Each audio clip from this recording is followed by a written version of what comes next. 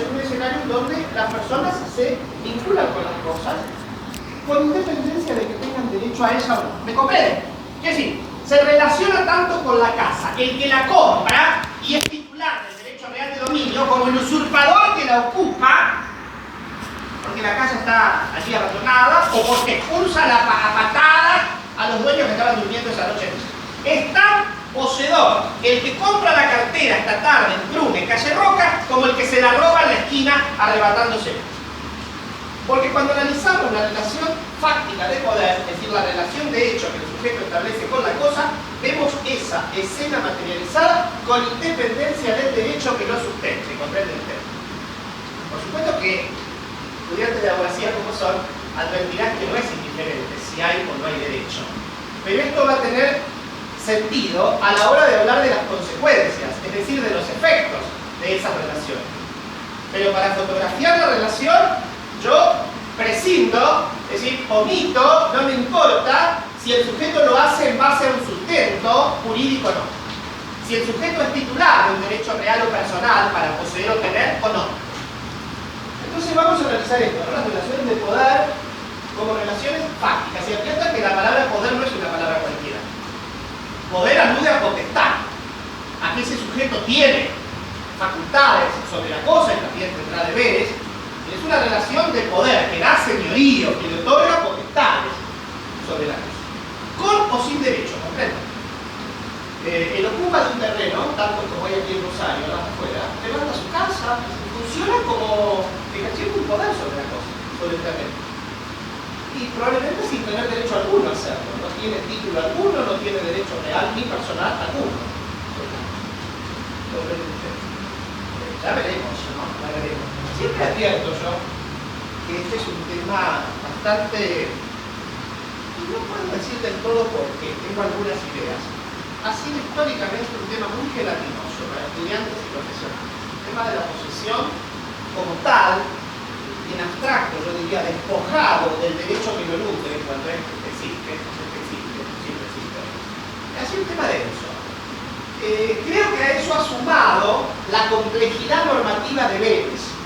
Y la primera buena noticia es que el Código Civil y Comercial hoy vigente es mucho más claro. Es mucho más claro. Yo soy, en este sentido, un ferviente defensor de cómo el nuevo código ha resuelto las normas relativas a la posesión y la tenencia, porque creo que ha echado luz sobre un territorio que siempre fue críptico, donde en la legislación velezana el tema estaba disperso, plagado o multiplicado en subcategorías. Quienes han hecho la materia antes del 2015 lo recordarán. Es decir, el código estaba preñado de subtítulos y de subespecies de posesión y tenencia, lo que nos hacía caminar en un terreno minado, diríamos, entre comillas, para la búsqueda de la certeza jurídica. Hay mucha especulación doctrinaria y jurisprudencial en este tema que ahora ha nutrido en gran parte el resultado normativo que tenemos. O sea que la primera buena noticia me parece es esa. Es una noticia objetiva, y ustedes así lo apreciamos algunos, es que hay mejor orden. Es decir, hay una regulación mucho más alentadora, más cordial, diría ustedes, que la que teníamos antes.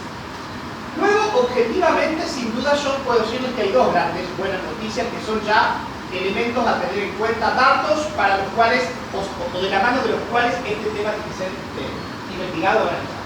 Lo primero es que de nuevo, como esto no es la primera vez que lo decimos, el código nos obsequia una normativa general, es decir, una teoría general, en este caso, de las relaciones de poder. Esto no estaba en Vélez, ustedes lo pueden ver aquí en el código, a partir del artículo, por allí, 1908,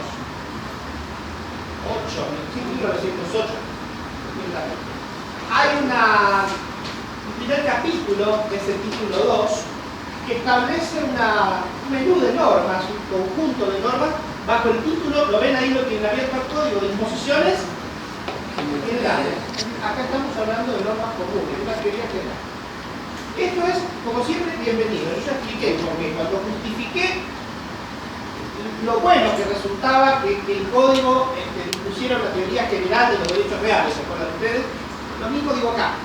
Que haya una categoría de normas entendidas como disposiciones comunes, como dice el código, o uno podría plantear principios generales, ¿no es cierto?, teoría general de las relaciones de poder. Esto es bueno, es una primera buena noticia. Ordena el tema. nuclea en un espacio común que. Y la segunda buena noticia, lea por favor el título 2. ¿Cómo se llama el título 2? Posesión y tenencia.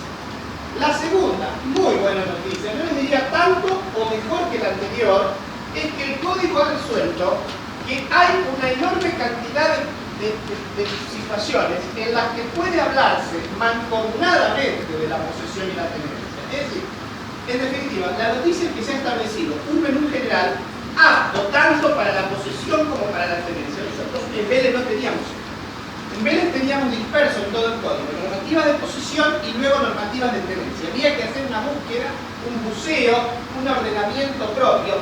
Quienes hayan cursado la materia lo recordarán. Terminábamos este tema con una pizarra completa, llena con un cuadro sinóptico que los libros también lo explicaban. Si ustedes buscan cualquier bibliografía anterior al 2015 la van a encontrar, donde se hacía eso, es decir, una suerte de orden en cuadro para intentar entender las distintas vertientes que mostraba el código anterior.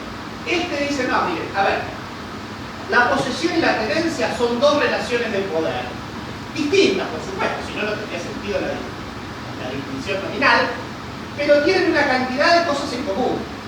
Entonces vamos a ver esto, vamos a ver las normas que las hermanan, que las asimilan. Y luego, síganme por favor con la vista, vayan al final del título 2, los últimos dos artículos del título 2, ¿lo ven ahí?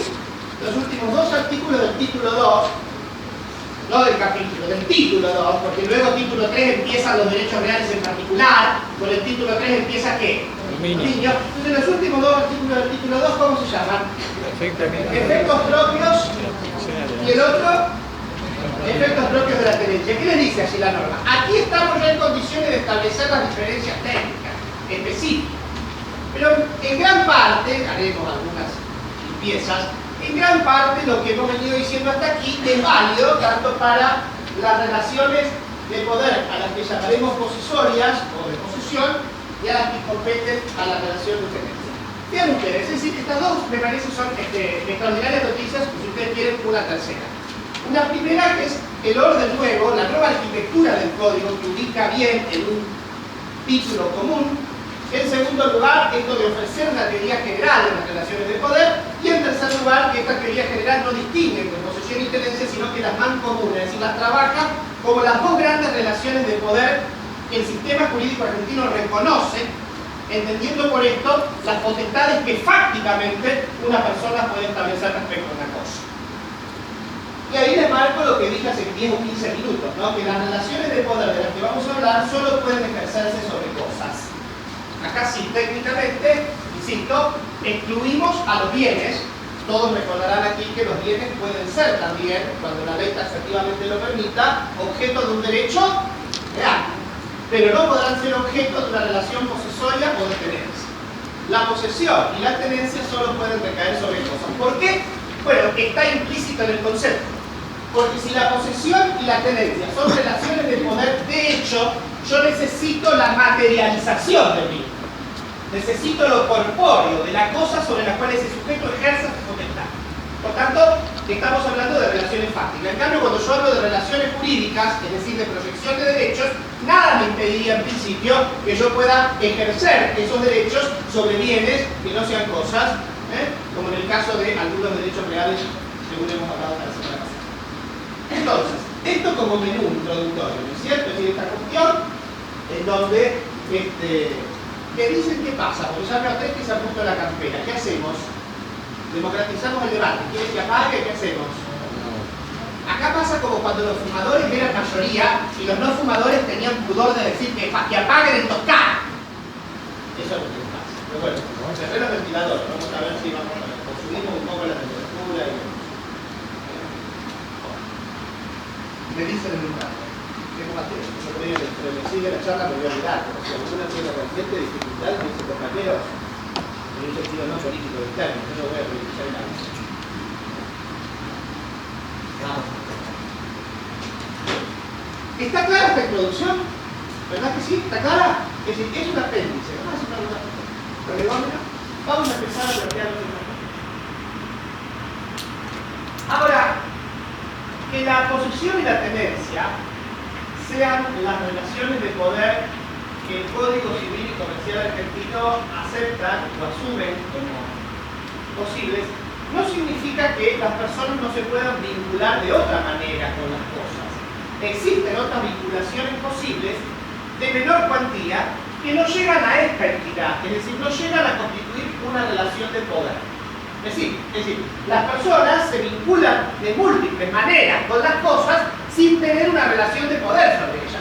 Usted tiene una relación con este banco, de la que no es ni poseedora, por supuesto no es dueña, ni es tenedora. Usted no tiene capacidad de disposición alguna. Yo sobre este aula que habito, usted cuando se apoya en el semáforo de la esquina. No hay duda que si yo saco la foto, usted materializa una relación con la cosa. Pero está claro que esa relación no le otorga ninguna potestad jurídica en particular. Esa fina frontera es la que le permite distinguir entre las relaciones de poder de otro tipo de relaciones o vinculaciones materiales, que son los que en un sentido genérico, haciéndose eco de la doctrina, el nuevo código llama los servidores de la posesión. Y ustedes lo van a ver ahí en el artículo 1910, 11, primer, que dice el título, el epígrafe de 1911. Bueno, después lo vamos a ver. Servidores de la posesión. Es decir, con esta expresión, el código define a las relaciones de dependencia, de servicio, lo voy a explicar después de esto, ¿no? De hospedaje, de hospitalidad. Es decir, que hasta acá lo que dice la pizarra, que lo que yo les estoy tratando de contar es que en el derecho argentino se reconocen dos tipos de relaciones de hecho, de relaciones de poder, que el sujeto puede establecer respecto a las cosas con independencia de que tenga o no derechos sobre ellas, que son la posesión y la tenencia. Pero luego existen otro tipo de vínculos materiales que el sujeto también tiene cotidianamente con las cosas que lo rodean, que no llegan a conformar una relación de poder, de modo que no se los puede catalogar de tenedores o poseedores. Y agrego una última. Y finalmente, también vamos a ver que en algunos casos, donde la voluntad jurídica es irrelevante, y este es el dato típico, no lo voy a tratar en detalle, aparecen los que en doctrina dan llamarse hace mucho tiempo las relaciones definidas como de mera juxtaposición local. Y estas relaciones de mera juxtaposición local agotan, diríamos, residualmente esas vinculaciones materiales que de hecho yo puedo observar entre la persona y la cosa, pero que no llegan ni siquiera a la entidad de servidores de la posesión. Vamos a ver básicamente por qué. Porque el sujeto o no tiene voluntad de ese vínculo, o si lo tiene, esa voluntad es jurídicamente irrelevante, como vamos a ver en un momento. Yo hasta ahora que estoy presentando nominalmente el asunto, les digo que en la pizarra quedó plasmado todo tipo de relación que una persona puede establecer con la cosa. El desafío es que si usted sale a la calle o se asoma por la ventana de su casa a mirar lo que sucede, no hay relación material alguna entre una persona y una cosa que no quede contemplado por alguno de estos tipos. Todos. Yo se los puedo contar uno a uno y sorteo con éxito el desafío. El desafío para ustedes es que terminada la cursada puedan hacer la misma distinción. Vamos a dar algunas nociones conceptuales, entonces nosotros de esto para discutir, pero entienden, ¿no? Y hay una categoría jerárquica. Las dos relaciones, las únicas que en el sistema argentino se asumen como relaciones de poder, son la posesión y tenencia. Es lo que les dice el artículo allí en 1908. Ahora vamos a ver. Y vamos a ver cómo distinguir la posesión y la tenencia, aunque algo ustedes intuyen, no es la primera vez que oyen hablar de posesión o de tenencia. Algunos tienen mayor información, otros tienen menos información, pero más o menos conocen por dónde va la cosa. Hoy lo vamos a confirmar. Entonces, por un lado, el sistema reconoce dos relaciones fácticas de alto vuelo, yo diría, de gran envergadura, con o sin derecho. En todo este cuadro a mí me es indiferente el derecho. ¿Entienden cuando digo que me es indiferente el derecho a lo que les quiero decir? Yo se los digo hasta el extremo, de cosas que le van a provocar a ustedes cierto rechazo jurídico a futuro. Cuando yo se los cuento, cuando lo compartamos van a sentir cierta bronca emocional, porque todavía son muy vírgenes en el mundo del derecho. Pero por ejemplo implica que en un juicio, en los tribunales, ¿no? En una acción posesoria, no valga la prueba del título. Si Si yo discuto con ella por una acción posesoria, discuto por la relación de hecho que tiene con la cosa, no porque yo tengo un mejor derecho. Les guste o no, yo voy a ir hasta el hueso para hacerles rumiar bronca, para que les salga la bilis del hígado. Es lo que explica, entre otros grandes dramas que tiene la Argentina, que si a usted le usurpan ahora el departamento, usted no puede, ni viendo la escritura, y 70 testigos de la cuadra que lo vieron hacer allí, que lo acompañen al tribunal, es lograr que a la tarde, lo que uno piensa debiera pasar en un país serio, le devuelvan el departamento. Usted va a tener que iniciar una acción judicial en la que usted va a tener que probar el mejor derecho, porque al otro le basta con no decir nada, porque no necesita discutir el título, ¿comprende? Si yo estoy discutiendo una relación de derecho donde lo que hago es una acción real, es decir, por el debate sobre si hay o no un derecho real, ahí es donde el título, es decir, el derecho importa. Pero si yo voy a una acción posesoria donde el debate es por la relación de hecho, el título me es indiferente.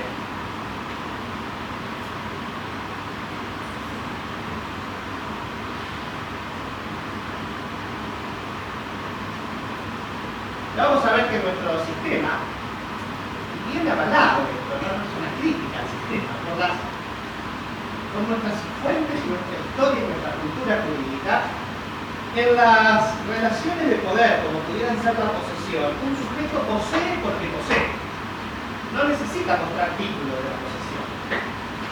Y yo tengo que andar por la vida presumiendo que el sujeto que se vincula con la cosa es un poseedor. Yo ya tengo ejemplo paradigmático de este aula donde todos imaginaron, sin pensarlo, que ella es dueña de la remera que tiene puesta.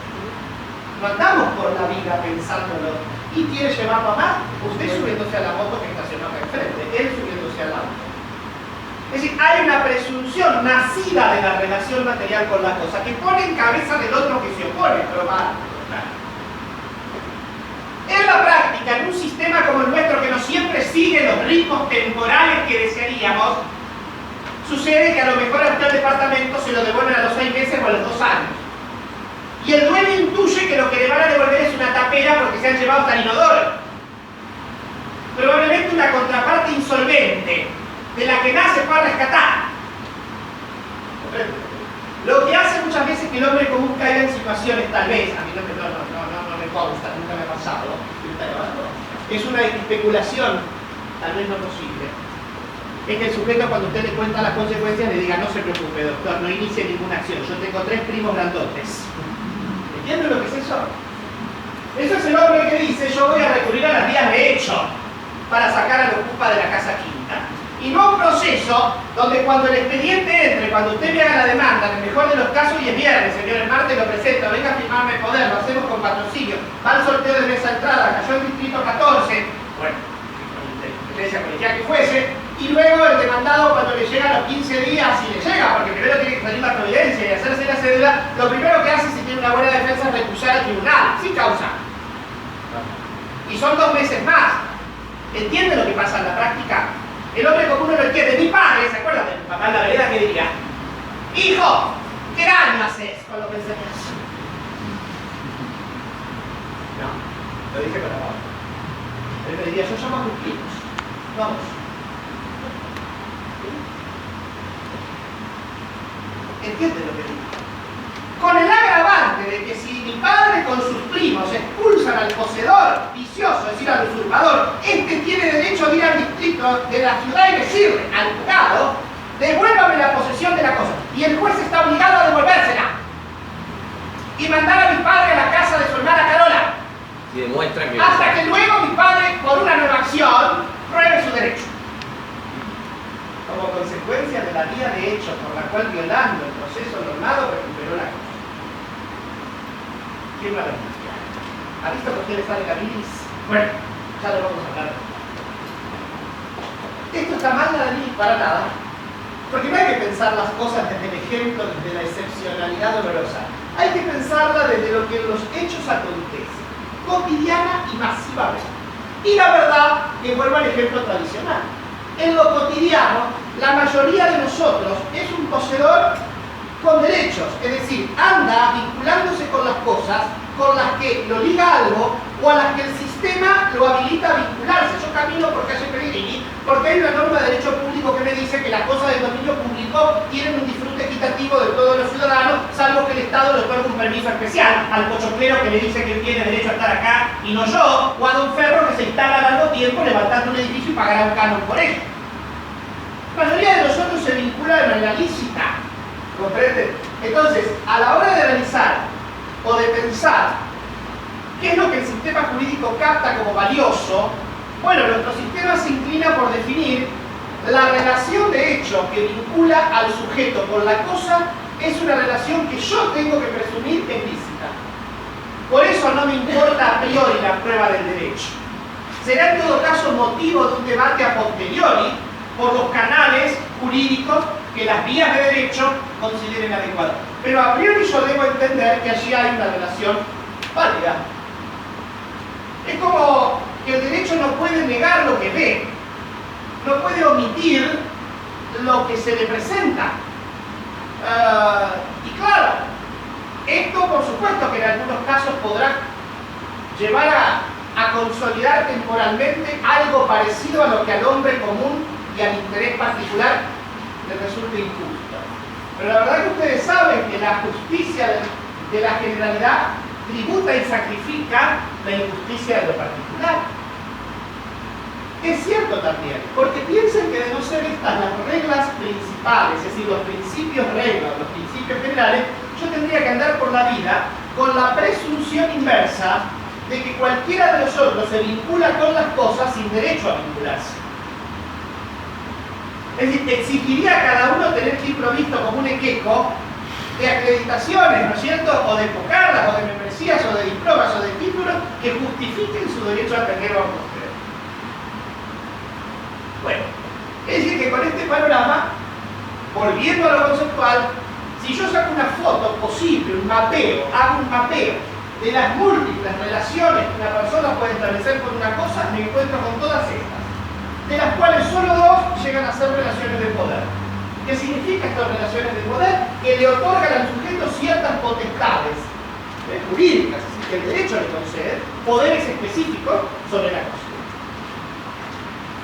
Vamos a leer el artículo 1908 primero para corroborar esto que estoy diciendo, que son las únicas relaciones de poder aceptables. ¿Quién lo comparte? Artículo 1908, enumeración. Las relaciones de poder del sujeto con una cosa son la posesión y la tenencia. Bueno, rotundo, taxativo, definitivo el artículo. Dice las relaciones de poder de un sujeto, acá no aclara, tanto persona humana como persona jurídica. Puede ser tenedor Juan Benítez como puede serlo la sociedad anónima La Láctea cuando alquila un campo. Bueno, es decir que el sujeto, vamos de nuevo a ti, completo. Las relaciones de poder del sujeto con una cosa... Con una cosa, no con un objeto, no con un bien. Debe ser una cosa, técnicamente entendida, objeto corpóreo, de valor económico, son la posesión y la tenencia. No hay otra. Es decir, que con esto yo acoto el escenario. Las relaciones de una persona con una cosa pueden ser múltiples, pero las relaciones de poder son solo la posesión y la tenencia. Y entonces yo voy a borrar lo de lo que está allí a mi izquierda, mirándolo con ustedes de frente, y me voy a quedar con las relaciones de poder. Después volvemos a estas, pero ustedes ya las tienen en la cabeza o en la carpeta, y vamos a ir a conceptualizarlas muy rápidamente.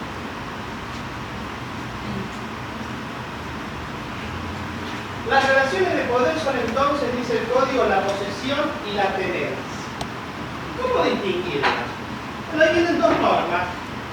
De inmediato, ¿no? Vienen dos normas en auxilio, dos normas conceptuales. Dicen que yo te voy a decir lo que es la posesión y qué es la tenencia. Van a ver que las dos normas empiezan del mismo modo, porque debe ser así, porque ambas son relaciones de poder, que esto no asuste.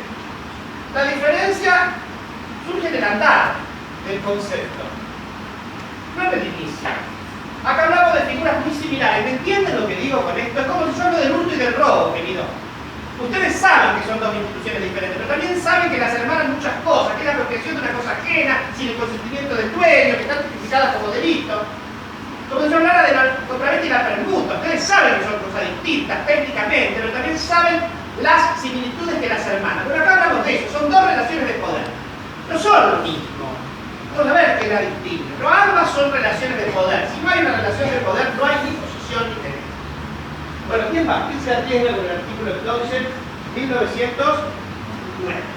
Escucho.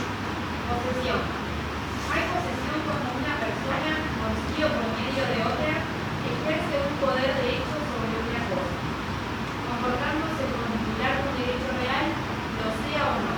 Qué hermosa definición. Mejora Vélez en el 2351 viejo. Pero usted la va a repetir, ¿quiere? Y yo la voy a desgranar, no la voy a interrumpir, porque usted le dio una gloria de que yo no la parara. Yo nunca dejo leer un artículo completo de corrido. Posesión. Hay posesión cuando una persona, por sí o por medio de Por otra, sí o por otra. Cuando yo le digo a mi abogado vaya a comprar un campo a Catamarca y le doy poder para esto, no lo compra para él, ni toma las llaves como poseedor, yo lo adquiero. Por sí o por otra. La posesión por representante. La madre que posee el nombre del hijo menor porque es su tutora natural. Entonces le dice el código de nuevo, querida, hay posesión. cuando una persona, por sí o por medio de otra, ejerce un poder de hecho sobre Punto. una cosa. Ejerce un poder de hecho. Aparece por primera vez en la norma la expresión de hecho. Que yo ya anticipé hace un rato, por eso la había puesto entre paréntesis. Dice que ejerce un poder de hecho. Ya había surgido en el artículo anterior, ¿no? Cuando se liberaba. Acá conceptualmente dice, hay posesión cuando una persona ejerce un poder de hecho. Sobre una cosa, Una cosa, el objeto tiene que ser una cosa, ajá. comportándose como titular de un derecho real, lo sea o no. Ahí está. El sujeto se vincula con la cosa potestativamente, es decir, el sujeto ejerce un poder sobre la cosa como si fuese su propiedad. Me es indiferente si lo es o no, lo dice bien el código, como si fuera titular de un derecho real. ¿Por qué dice usted nada ni propietario? Porque usted sabe, Chapero, que todos los derechos reales son derechos de propiedad, ¿sí o no? Repetido hasta el hartazgo por mí en las últimas 6 o 7 años. Por eso el código dice, como si fuese titular de un derecho real, lo sea o no. ¿Qué significa esto? Que el poseedor es aquel que ejerce una relación sobre la cosa, asumiéndose como propietario. Lo quiere decir por la puerta de atrás, desconociendo en otro un mejor derecho. El usurpador sabe que no es el dueño, pero no importa, porque él se comporta con la cosa como si lo fuera. Desconoce en otro la propiedad, prácticamente la desconoce, no es que la ignore. Con sus actos y conductas desconoce en otro el mejor derecho. Por eso le dicen ahí, derecho real, derecho de propiedad, se comporta como si fuera. Y si lo es, mejor, querido. El dueño es titular de un derecho real y por tanto es poseedor de la cosa de la que es dueño. Pero el usurpador, que no tiene derecho alguno, sino que está en la mira del sistema para ser castigado, es también poseedor. Porque yo analizo la relación fáctica, ¿comprendés? Analizo esta foto, el sujeto y la cosa. ¿Me entiendes? No analizo la foto, detesta que sale del túnel con la cartera en el hombro porque la compró y analizo mi foto arrebatándole la cartera en la esquina y esta foto implica que yo soy tan poseedor como Testa. Ahora claro, usted sabe que el derecho no puede tratar de la misma manera a Testa que a mí. Pero ya lo dije, eso lo vamos a ver a la hora de analizar las consecuencias, los efectos. Por supuesto que no, la ley no bendice, el delito no da réditos, o no debiera darlos. Ya le di la mano, hace un rato me dice así porque le dije luego, ya sabe que la pregunta a mí no. Entonces, por eso le dije, me la vuelve a levantar, salvo que es usted desgraciado, que tiene la mano. Entonces, entienden esta cuestión. Es decir, acá yo estoy analizando la relación material, no me meta una pregunta jurídica, porque no me interesa si existe el derecho a poseer o no. Si existe, mejor, porque usted será un poseedor más protegido por el sistema. Sin duda, usted posee en base a un derecho. Por supuesto, es la situación ideal. Y si te llega a tu estudio o al tribunal, queremos todos esto. Usted quiere la cosa al dueño, tiene alguna, solo yo. Está casado, nada, tiene todo, escritura, tengo todo inscrito. Está en la situación ideal. Pero la vida no es siempre la situación ideal. Bueno, mi papá lo compró, pero resulta que nunca escrituró, y papá murió, y el señor que se lo vendió parece que también, y los hijos. Esto es lo que pasa en la práctica. No es ya el jubilado que trabajó 45 años para el Estado y entra como por un tubo el trámite, ni te busca a vos. Vos te busca el sujeto que trabajó 12 años en el Chaco, vino para acá, estuvo 3 desocupado, hizo un monotributo, pagó una moratoria. Esto es el problema jurídico. ¿Comprende? Bueno, entonces, claro, entonces yo tengo el tema de que hay posesión cuando hay esto. Antes de ir a la pregunta del muchacho, vamos después a hablar del nuevo concepto. Yo le voy a poner la famosa ecuación que muchos recordarán. ¿Cómo sintetizo el concepto de posesión en esa famosa ecuación casi matemática, que no la vamos a omitir porque esta forma parte de nuestra historia jurídica. ¿Qué dice, muchacha? Hay posesión cuando una persona, por sí o por medio de otra, ejerce un poder de hecho sobre una cosa. Punto. Ese ejercer un poder de hecho, esto es decir, tener la posibilidad de acceder materialmente a la cosa, es lo que jurídicamente se llama corpus. El corpus, palabra que deriva del latín cuerpo, es poder tener la cosa conmigo. No es que la tenga conmigo, porque usted si no tendría que ser un equeco que tendría que tener pegado a su piel todas las cosas que posee. Usted es poseedor del calzoncillo que tiene en el cajón de su placar a 4 kilómetros de acá. Quiere decir que la cosa está dentro de su esfera de potestades, a la que usted puede acceder. Eso es el corpus, la materialización de la relación. Por eso es la parte del concepto, si lo quieren poner, que la joven leyó como que cuando el sujeto ejerce un poder de hecho sobre la cosa. Eso es el corpus. Ahora, la posesión no es solo corpus, es decir, no es solo exhibir esa relación, sino con lo que sigue. ¿Y cómo lo hace eso? ¿Lo ejerce de qué manera? Léalo en voz alta, comportándose. Es decir, lo que nosotros vamos a llamar el animus domini, o sea, la voluntad o la intención del propietario. El elemento volitivo, el elemento subjetivo es lo que caracteriza al poseedor. El animus domini, el relacionarme con la cosa como si fuese propietario, lo sea o no. Es decir, desconocer en otro un mejor derecho, asumirme como propietario. Esa voluntad propietaria, ese animus de dominio, por eso animus domini, ese animus de propiedad es lo que identifica al poseedor. Claro que en los hechos no es fácil. Es entrar en la indagación intracraneana de la voluntad. Ya se lo cuestionaba Yerina Savigny, cosa que veremos mañana. Vengan preparados mañana. Ahora, claro, acá yo defino la posesión, entonces, como lo que ustedes van a ver o han visto en cualquier libro, C más A, todo mayúscula, corpus más animus, esa es la ecuación que define la posesión. Hay que poder explicar esa ecuación.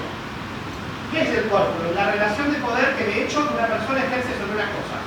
Nada más, no, asumiéndose como propietario, o sea o no, con esa intención. Ahora voy a explicar, avanzar un poquito más sobre la intencionalidad para que vean qué recursos que da el sistema para no caer en lo perverso de tener que decir cómo pruebo esto. ¿Me basta lo que el sujeto diga? Vamos a decir un poquito más. Pero antes de esto quiero que alguien ya rápidamente en caliente, cuando usted lo vea en el frío, defina tenencia. Artículo. ¿Quién va? ¿Quién se diga? Artículo 19. Tenencia.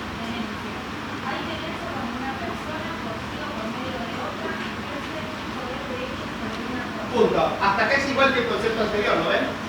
Ya lo dije antes, porque ambas son relaciones de poder. Entonces hasta acá es lo mismo. Es decir, que hasta acá, ¿qué es lo que tiene el tenedor entonces? Corpus. Si ustedes ven, es la misma definición de corpus que vimos para el artículo anterior. Repite, por favor. Repite. Hay tenencia cuando una persona, por sí o por medio de otra, ejerce un poder de hecho sobre una cosa y se comporta como representante del poseedor. Ahí está. ¿Y cómo se comporta? Como representante del poseedor. Es decir, ¿se asume como propietario? No, reconoce en otro la propiedad. Por tanto, es corpus menos animus. Es decir, el sujeto tenedor no asume el vínculo como un propietario, sino que reconoce en otro un mejor derecho. El inquilino que paga mensualmente el alquiler reconoce en otro la posesión, le hace la propiedad y por eso lo paga. Ahora, si ese muchacho, terminado el contrato, no entrega la casa argumentando que es de él, lo que ha hecho es una interversión unilateral del título. ¿Le suena esa expresión compleja de la semana pasada? Ha cambiado la causa, ¿se acuerdan? Que ha pasado de ser tenedor con derecho a poseedor sin derecho. Pero bueno, no se asusten todavía, no se abrumen. Entonces, en la tenencia yo tengo un sujeto que ejerce una relación de poder también con la cosa. Vaya si la ejerce. ¿Alguno de los que está acá alquila, vive en una casa alquilada? Bueno, ¿usted tiene poder sobre la casa, sí o no? Sí, la limpia, la decora, recibe gente, excluye a otros, paga impuestos o lo que sea que haya pactado, claro que sí. Ejerce toda una relación de poder. Ahora, la diferencia con el señor del lado, que es dueño y usted no, es que usted reconoce en otro la propiedad. Sea que usted esté prestado, como dato, sea que usted esté por un inquilinato y la pague. O sea que este por uno ocupa sin querer poseer, sin ánimo de posesión, sabiendo que está hasta que lo corran. Porque en definitiva, si yo mañana lo demando y el sujeto me dice, sí, yo no soy poseedor, estaba acá, mire, no te quiero estar. Me excepciona la demanda como legítimo pasivo, porque no es poseedor, no me dice que es poseedor, no me disputa la propiedad. La veremos cuando veamos acciones. Pero entienden, es decir, que es el elemento voluntad, es la intención con la cual el sujeto ejerce su poder, lo que distingue al poseedor al tenedor. Es verdad que ustedes van a encontrar en la doctrina, por la duda lo digo para que nadie se asuste, porque aparece como una especie de ítem de ecuación. Muchos van a encontrar autores que dicen la tenencia es corpus menos animus más a minúscula. La a minúscula entendida como el mínimo de voluntad jurídica, necesario para que sea una relación de poder. Es decir, no es una relación de poder con ánimo de propietario, porque eso sería animus con mayúscula, animus domini, ánimo de dueño, sino que es el mínimo de voluntad jurídica para que yo pueda decir que esta tenencia es una relación de poder. Porque en ambos hay un querer ejercer la relación, ¿verdad? Tanto el poseedor como el tenedor, ambos quieren ejercer esa relación de poder. Son relaciones voluntarias. Y son relaciones de poder voluntarias. Entonces hablamos del mínimo de voluntad jurídica con esa A minúscula, lo ven ustedes, para distinguirlo de la voluntad jurídica con mayúscula, que es el animus domini, es decir, la voluntad de propiedad. Yo les adelanto algo que vamos a debatir mañana en profundidad, pues se los adelanto a todos, y para los que han visto alguna vez esto en el año pasado, el anterior, les va a reverberar algo. Esto enfrentó a la doctrina occidental durante mucho tiempo, básicamente de la mano de dos grandes titanes del derecho occidental privado, como ustedes saben, Jering y Savigny, en orden inverso, ¿no? Savigny primero, Jering después. Todos ustedes deben saber que Savigny era un jurista destacado y consagrado cuando Jering era apenas un joven que estaba empezando a hablar, y que Savigny jamás le contestó a Jering, nunca le contestó. Jering prácticamente construyó su vida jurídica respondiendo o refutando los planteos de Savigny, pero Savigny jamás lo consideró. Algunos, a mí no me consta, no lo he visto, dicen que en algún escrito se lee de Savigny algo así como dicen que un joven jurista dice por ahí, para referirse a él. ¿Usted advierte que ningunea? Tremendo. Pero nunca lo ve. Pero entre ambos hay un gran debate, entre otras cosas por la teoría de la posesión. Hay grandes tratados, cientos, escritos sobre la teoría de Savigny de Lille. Nosotros con Vélez siempre creímos que habíamos seguido la teoría de Savigny, donde entendemos a la posesión y la tenencia como relaciones de hecho y donde el elemento diferenciador es el elemento subjetivo de la voluntad, animus sí o animus no. Jering, por el contrario, va a plantear lo otro, ya vamos a ver. Jering va a decir, no puede ser que usted haga descansar la distinción entre posesión y tenencia en la subjetividad del sujeto. Vamos a tener que pensar que lo mejor sería que haya una norma que me diga acá hay posesión o acá hay tenencia. A esa tesis la seguía Borda en la Argentina. Que hoy nosotros nos hemos definido sin ninguna duda por Savigny es como están definidas estas relaciones. Porque en los dos casos se dice que son relaciones de hecho y además se pone el acento en la distinción de la voluntad. Asumiéndose como titular de derecho real, dice lo sea o no, comportándose, o como representante de la posesión, es decir, sin asumirse como propietario. Es decir, que el debate está zanjado en la Argentina a favor de la tesis de Savigny. ¿Cómo resuelve el ordenamiento argentino? Me anticipo con esto, pero lo quiero dejar un poquito tranquilo después de la crisis en la que lo sumergí hace un rato. ¿Cómo intenta salvar los agujeros del derecho argentino cuando dice, pero ¿cómo distinguir si es poseedor o tenedor? A mí me basta con que este sujeto me diga, no, yo no soy poseedor, soy tenedor, o al revés, sí, soy poseedor. No, mire, más allá de la declaración del sujeto, como usted sabe, lo que importan son los actos. Es la conducta del sujeto.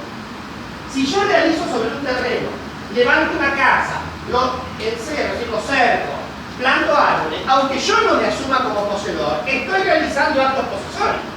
Si yo lo demando y usted me dice, no, pero yo estoy acá de prestado, me lo prestó un señor que viene con la chata todos los meses. Mire, yo lo lamento, pero más allá de lo que usted me diga, su conducta es la conducta de un poseedor. Por tanto, yo entiendo que con su hacer, ¿me entiende, no? Porque es lo mismo que si agarran al que arrebató la cartera y digan, no, yo no la quiero robar, quiero sentir la textura de la piel. No, mire, momento. Su conducta implica que usted se apropió de cosas ajenas. Es la conducta. Esto primero, es el acto que realiza. Y luego, van a ver ustedes, el código nos ayuda con una serie de presunciones. de presunciones, que no las vamos a ver hoy, salvo una, que son presunciones equidistantes, todas ellas, o sea, que admiten, de donde te va sembrando un camino de posibilidades del código. Te va diciendo, bueno, hay que presumir esto, esto otro, que son colaboraciones para esta crisis de identidad entre la posesión y la tenencia. Entonces te va dando como el caminito, ¿te acordás de los caminitos de arroz, aquello del cuento infantil de las militas? Te va sembrando un camino de presunción. Donde la primera presunción, y con esto cierro la primera parte, para ir a las preguntas, que hay una por lo menos. La primera presunción es que si yo veo a un sujeto relacionado con la cosa, que tengo que presumir, que es poseedor o tenedor. Que es poseedor.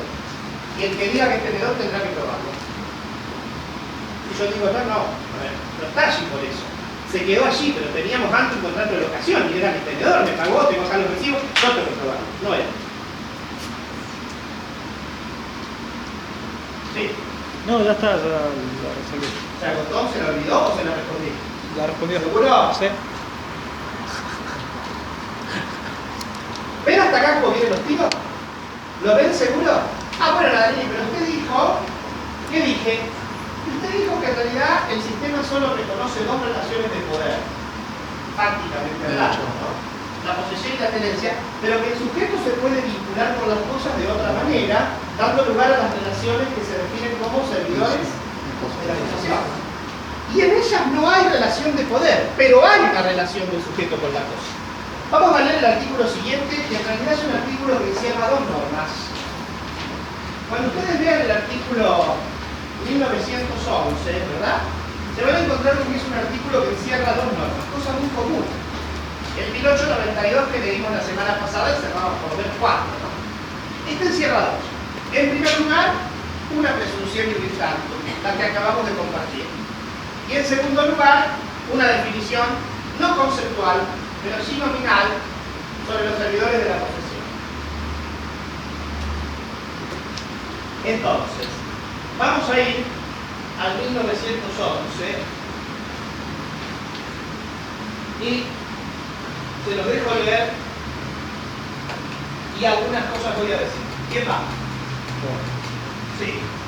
Presunción de poseedor o servidor de la posesión. Se presume, a menos que exista prueba en contrario, De nuevo, ¿no? Presunción entonces, militar, todos saben. De nuevo. presunción de poseedor o servidor de la posesión.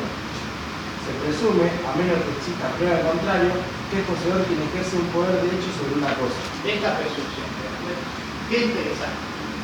Yo tengo que presumir que ella es poseedora de la remera. No que es tenedora, porque en realidad sabe que la remera es de la cara. Yo tengo que presumirla respecto a ella como si fuese poseedora. Presunción de posesión. Primera norma. Y luego, Quien utiliza una cosa. ¿cómo dijo? Quien utiliza una cosa. ¡Ah! No quien ejerce una relación de poder. Advierten el sentido de los términos en el derecho. Desde que usted entró a la carrera que le vienen diciendo que en la abogacía una coma lo cambia todo, pero usted tiene que creerlo a eso. No hacerlo de la maestra de literatura de la primaria, de subrayar unas 4 palabras de un renglón y usted sacó la idea. Eso es literatura, no derecho. En derecho cada palabra tiene un sentido. Entonces, ¿cómo dice? Quien utiliza Ah, ¿qué? ¿Qué? una cosa. Ah, bueno, de nuevo. Quien utiliza una cosa en virtud de una relación de dependencia, servicio, hospedaje y hospitalidad. No en virtud de una relación de poder. Quien utiliza una cosa en virtud de una relación De dependencia. de dependencia, la cajera de la gallega sentada en la butaca y manejando la registradora con la que cobra. No es ni poseedora ni tenedora, no tiene poder sobre la banqueta, ni se la puede llevar a su casa, ni la puede vender. Pero ella tiene una relación material con la banqueta. ¿Cómo la va a tener? Sí la tiene. El banquero con la bioma que usa. Una relación de dependencia, entendida esta como una relación, sea esta laboral o contractual de dependencia, pero que implica que ese vínculo nace en ese origen. Y allí su derecho a utilizar. ¿Qué más? Servicio, hospedaje. De servicio. Usted puede tenerlo con el estribo del ómnibus que toma en la línea 104 que nos llega a la Florida. O en el bebedero usted se inclina a tomar en el parque colectividad que puso Fein. ¿Qué más? Hospedaje. Hospedaje. ¿Qué lo vincula a usted con las sábanas del hotel que alquiló en Paraná? o a usted con la mesa del departamento que alquilaron en Pinamar en el verano. Es una relación de hospedaje, nacida en ese vínculo. No es una locación tradicional a que usted alquiló el hotel, dice, ¿comprende? ¿Qué más? Pero tiene un poder sobre la sábana. Pero tiene ahí una utilización. Hospedaje, ¿sí? Hospitalidad. Hospitalidad. Usted con el plato de la amiga que le invitó a estudiar y le dio una ensalada. ¿Comprende? Con la ducha de la casa de su amiga o de su pareja, en la que usted se mete el jabón que unta sobre su epidermis.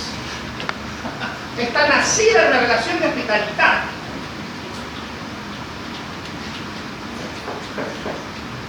O, ¿te reí? No, se llama en este código servicio de la posición. Servicio se llama Servidor de la posición. es una expresión histórica, lo de servidores de la posesión, ¿no? La palabra servidores como para no llegar a ser poseedor. Y me queda una última a mí en función de la obra. ¿Que cuál es? La que llamé como Mera justaposición. mera, entendida como solo, apenas, ¿no? Meramente. Mera justaposición. Es metafórico lo que le voy a decir hasta llegar al concepto. Pero apenas una justaposición. ¿Se entiende? Una justaposición. Es decir, ahí es, local, en este lugar, entre 10. ¿Qué pasa con la mera justaposición local? No hay voluntad jurídica de relacionarse con la cosa, en el sentido de voluntad jurídica relevante. A ver si me sigue. No digo no hay voluntad jurídica, porque cualquier querer, en un sentido amplio, no hay voluntad jurídica relevante. Ejemplo, David, ejemplo, porque los ejemplos son lo que me explican. Bien, cuando el niño de 3 años sale con el sonajero a la calle, está teniendo una relación con la cosa, ¿sí o no? Sí, pero es una mera justaposición local, porque él no tiene una voluntad jurídica relevante. ¿Tiene voluntad? Sí. Usted se lo quiere sacar y él no quiere, llora. Hay un querer, pero ¿es jurídicamente relevante? ¿Por qué? Porque él es incapaz. Marina Merente Vidal había inventado un hermoso ejemplo, pero yo lo modifiqué en esto para que le vea que es vivo. Que dice, el amigo está durmiendo en su cama, se quedó, yo le agrego, se quedó a estudiar, la amiga y se durmió en el sofá, y a usted le da pena y usted le pone una manta encima. Eso decía Marina, y es correcto, hay una relación material, y yo saco una foto. ¿Es voluntaria? No, y es una persona capaz. Y algunos autores se atreven a ir más allá y dicen, y hay algunas que van en contra de la voluntad. ¿Se acuerdan? La esposa del detenido. La tobillera diría yo en el preso. ¿Comprende? Pero el tema es que hay una relación que no llega a tener relevancia jurídica considerada esta desde la voluntad del sujeto. Mera justaposición local. ¡Qué maravilla el derecho! Bueno, señores, miren, yo me quedo muy tranquilo con estas 4 normas analizadas. Mañana tenemos una clase que vaya a tener que matarse, ¿eh? Coman liviano o coman mucho, para que disfruten de las 12, 12 y media, 1 y media, valga la pena. ¿Estamos de acuerdo? Bueno, señores, ¿hay otra pregunta además de la que tenía Chapero que se frustró? Bueno, a ver. Todos. Buenas tardes. Bueno, el último que hace. Y escuchando, nosotros con qué hacemos, apagamos el aire. Bueno. Listo, pues ahí. Chao.